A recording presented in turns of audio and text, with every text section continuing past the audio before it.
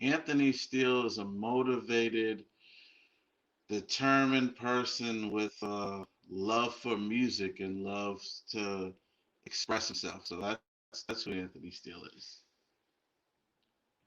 And you were born in Curacao? Can you tell us No, more about that? I was born in the States. My mother is from Curacao, and my father Oh, is from Jamaica. So the Curacao connection is my mother. okay, fine. Um, what is the what can you tell us about your relationship with the jazz music?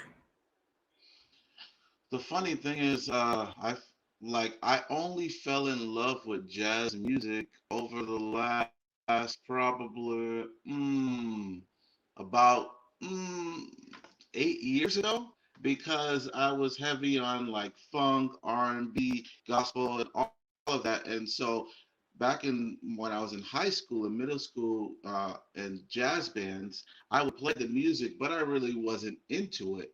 It was only until I got the opportunity to tour with Esperanza Spalding um, and a few other jazz artists where I felt I got the root of jazz and I fell in love with it. And now it actually is my number one style of music to play. So that's where I fell in love with it. Oh, nice man, nice. That is so you what kind of instrument you play? I play the drum set. Okay, okay. And finally, can you tell us about who is the your favorite jazz musician, That's both locally as abroad?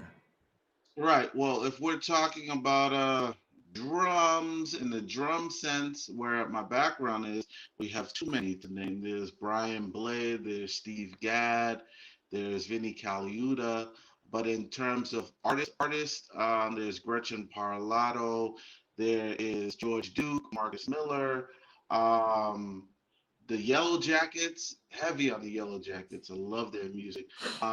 So I would say those would be the artists where, like, when I get home and it's been a long day and I need to, music is a as an outlet. It's how we express. So when I get home and I could put the headphones on or I'm in the car, those are the artists. Some of the very few of many artists that I listen to just get my mind where it needs to be, and so I can create more because it's all about adapting what you're listening to and kind of bringing it into your own pot so that when you play, all that comes out to the listener.